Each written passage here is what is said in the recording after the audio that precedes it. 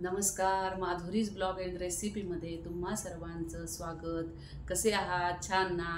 तर आता कसा सुंदर हे उत्साह चालू आहे. घटस्थापना प्रत्येकाच्या घरी चालू आहे. घटस्थापना प्रत्येकाच्या घरी घट बसलेले असणार आहेत. प्रत्येकाचे वेगळे वेगळे असतात. कोणी धान्य पेरून प्रत्येकजण घट बसवतात. कोणी कलश ठेवतं, कोणी नुसता 9 दिवस दिवा ठेवतात.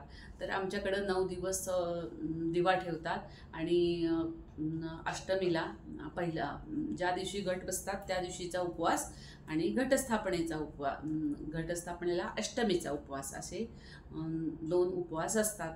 तर ह्या सेना आता हे चालू आहे. साधारण घटस्थापना आपल्या सगळ्यांच्या घरी चालू आहे.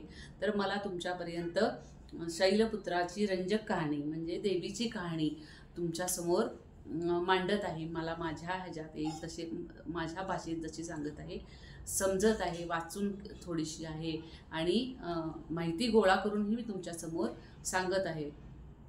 तर आपण काय पाहूया, शैलपुत्रीची रंजक कहाणी.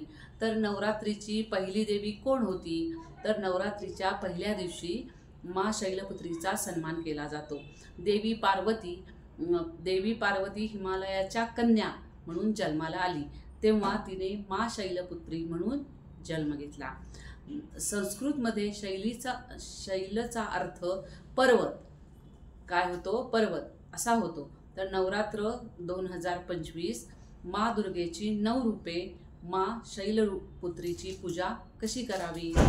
तर कोण तुम्हाला आता म्हणल्याप्रमाणे प्रत्येकाची 9 देवीची 9 रूप आहेत. प्रत्येकाचं तसंच प्रत्येक घरामध्ये वेगवेगळ्या पद्धतीनं घटस्थापना केली जाते. तर शैलपुत्रीची पूजा करतात.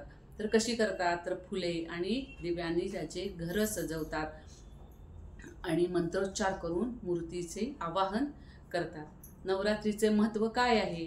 तर नवरात्रीला महत्त्व हे देवी स्त्री शक्तीचा आदर करणे, घरातल्या प्रत्येक स्त्रीचा आदर करणे, ज्याचा त्याचा तिला सन्मान देणे, तिचा अपमान आपण करू शकत नाही, तिला तिचा मान द्यायचा आणि वाईटावर चांगल्याचा विजयाचे स्मरण करणे हे आहे. हा सण देवी दुर्गाच्या 9 रूपांची नवदुर्गा पूजा करण्याचा आहे, जो महिषासूर राक्षसाचा वध करून नकारात्मक शक्तीचा नाश करतो. या उत्सवादरम्यान भक्तगण भक्ती, शक्ती, आरोग्य आणि समृद्धीसाठी देवीकडे मागणी करतात, प्रार्थना करतात की हे देवी माझ्या घरातल्या सर्वांना सुखसमृद्धी दे, आरोग्य दे, अशी प्रार्थना करून आपण दुर्गेची मनापासून प्रार्थना करतो. कसं कुणाची तुळजापूरची देवी असते, कुणाची कोल्हापूरची अंबाबाई आहे. तर प्रत्येकीचं जसं जसं कुलदेव आहे, कुलस्वामिनी आहे, पण सगळ्यांची रूपही एकच आहेत बरं का. तर दैवी स्त्री सत्काचा सन्मान आपण नवरात्री हा सण स्त्री शक्तीचा विविध रूपांचा उत्सव आहे आणि तिच्या सामर्थ्याचा व तिच्यातील सकारात्मक गुणांचा आदर करण्यासाठी साजरा केला जातो. वाईटावर चांगल्याचा विजय पौराणिक कथेशी संबंधित हा सण आहे, ज्यात देवी दुर्गाने महिषासूर नावाच्या राक्षसाचा वध करून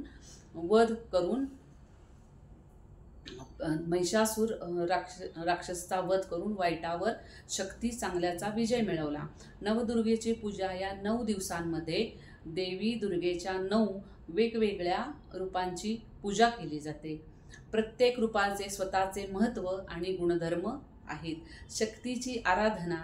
नवरात्री हा शक्तीची आराधना करण्याचा काळ आहे. या काळात फक्त भक्त देवीच्या आशीर्वादासाठी, विशेषतः शक्ती, आरोग्य आणि समृद्धीसाठी प्रार्थना करतात.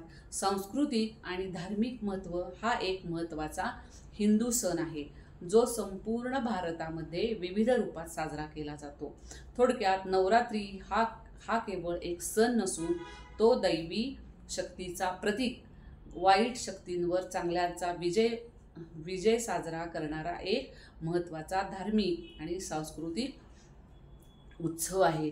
तर असं प्रत्येकाने आपापल्या ह्याच्याप्रमाणे उत्सव साजरा केला जातो. तर आपण काय करूया, प्रत्येकाच्या घरी म्हणजे आता कोणी अष्टमीला आपल्या घरी सवाष्ण बोलवतात, उपवासाचे फराळ करतात, बस्ती उट्टीला सवाष्ण असते की बस्ती दिवशी पण सवाष्ण आणि ब्राह्मण दोन्ही पण असतात, तर तेही बसवतात आणि त्यांना बोलवून छान पुरणाचा स्वयंपाक करतात. त्यांना देवीला नैवेद्य दाखवून त्यांना जेवायला घालून त्या सवाष्णीची ओटी भरतात. असं प्रत्येकाची रूपं वेगळे वेगळे आहेत. तर आम्ही पहिल्यांदा कोल्हापूरलाच होतो, त्यामुळं 9 दिवसात खूप प्रचंड सगळीकडून लोकं यायची, त्यामुळं गर्दी प्रचंड असायची. मग मी पहिल्याच दिवशी काय करायचे की पहिल्या दिवशीच रांगेत 3 दिवस 3-3:30 वाजता आंघोळ करून रांगेत उभा राहायचो, ते 7-7:30ला बाहेर यायचो आम्ही. तर इतकं छान, इतकं मनाला समाधान की अक्षरशः देवीचं महालक्ष्मीचं रूप बघितलं ना की डोळ्यातून पाणी व्हायचं. तर अशी ही प्रत्येकाची नवशक्ती, नवदुर्वा, शैलपुत्री अशी वेगळ्या वेगळ्या रूपातल्या ह्या प्रत्येकाच्या देवी असतात. तर ही थोडीफार माझ्या भाषेत देवीचे स्मरण म्हणून, देवीची एक प्रार्थना म्हणून किंवा देवीची एक सेवा म्हणून आज मी तुमच्यासमोर माझ्या भाषेत मला जमेल तसं तुमच्यासमोर मांडले.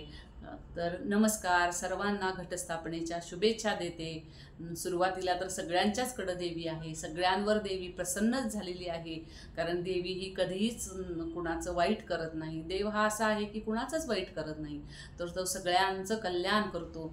तर अशी ही देवी महाशक्ती तुम्हाला सर्वांना प्रसन्न हो, तुमच्या घरावर सगळ्या देवीचा आशीर्वाद राहो अशी प्रार्थना करून मी माझा हा ब्लॉग इथंच संपवते. नमस्कार.